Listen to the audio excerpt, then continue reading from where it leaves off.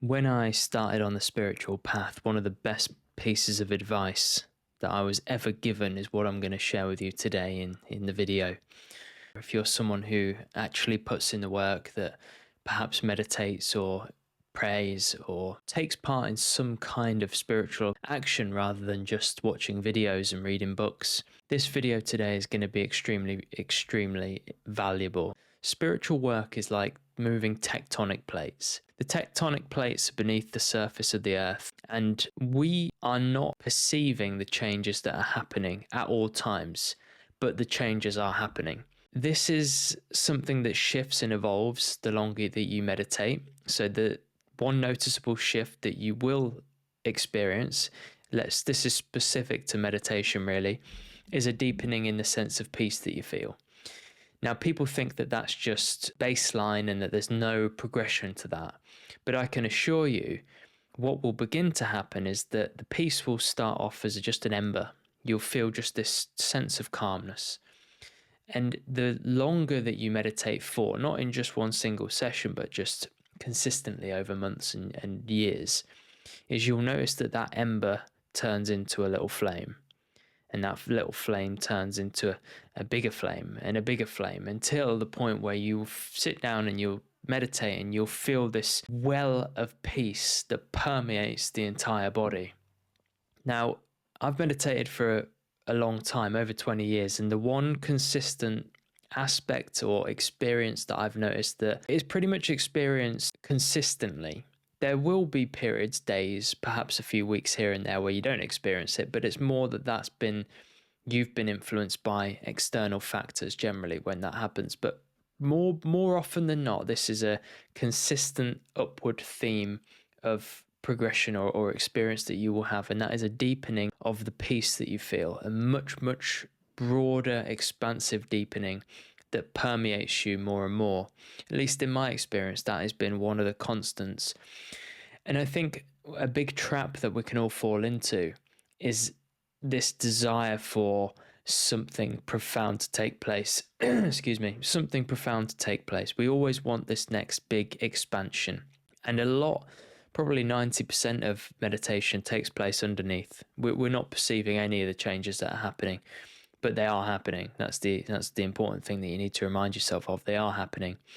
Now, over the course of perhaps 1,000 lifetimes, often what will happen is people will begin meditating, and I know this because many people join my school, and they'll say, right, I've joined the school because I've been meditating for 3 months or 6 months, and I don't feel like I'm progressing anymore.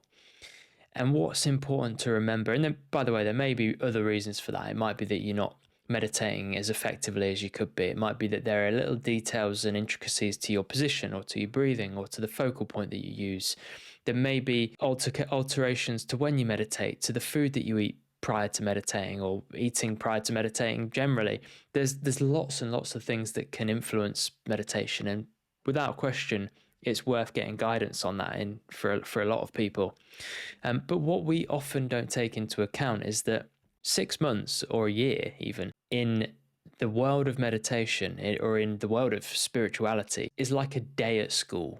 A primary school student or a kindergarten student wouldn't start saying, well, I want to be at university already. Why am I not at university? And it's like, because you have to take your time, you have to build up nice and slowly and steadily.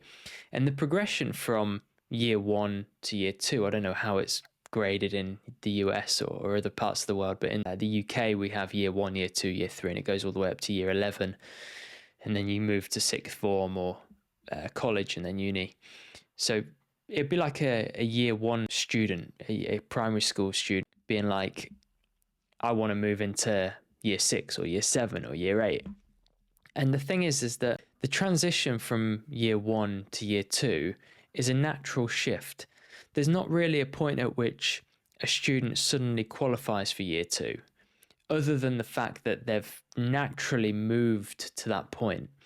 The timeframes by which we decide we should be having certain changes or experiences take place are completely a creation of our mind.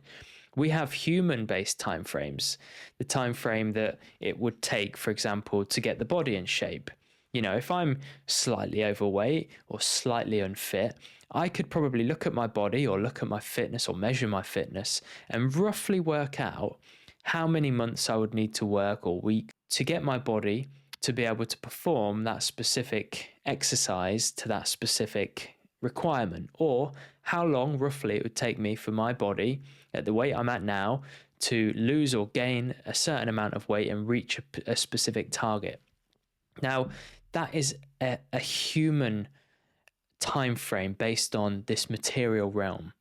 What we can't do is start imposing these human time frames when we're talking about spiritual progression. And this is the big mistake that many spiritual seekers make, is that we meditate for 6 months or we meditate for a year, and we start to question why transformations that we have decided we should have, or changes or experiences that we have decided as a human being that we should have had by now, have not taken place. But how do we know that a perceived year in our human experience is not a minute in the spiritual experience? How do we know that? We just have decided that me meditating for half an hour a day or an hour a day should bring about some experience or another within 6 months or a year. Otherwise, I'm doing something wrong, or this path isn't for me, or I must be not able to progress spiritually. So what I really hope that this video conveys to you is that try, if you can, to let go of all of these human concepts of time and when certain experiences should have happened by, or when, or even the fact that you are aspiring for some experience. Whilst it's good to have an experience because it gives you certainty, it shows you without question that things have happened and that you've evolved.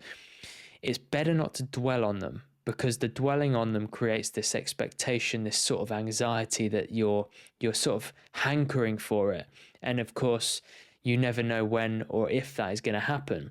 And if it doesn't, then you suffer as a byproduct. So it's better, if you can, just to immerse yourself in the practice without any expectation of reward, without wanting the fruit of the practice.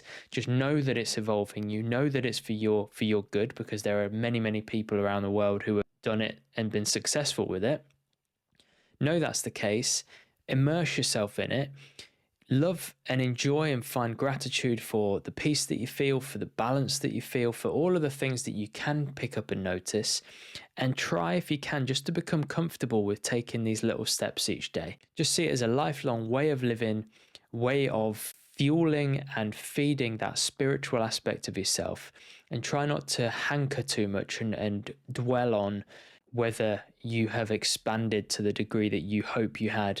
All of that creates more agitation within yourself, and it's better, if you can, just to focus on the divine, meditate each day, enjoy that time that you put aside to meditate or to pray, and not focus too much on the outcome of it.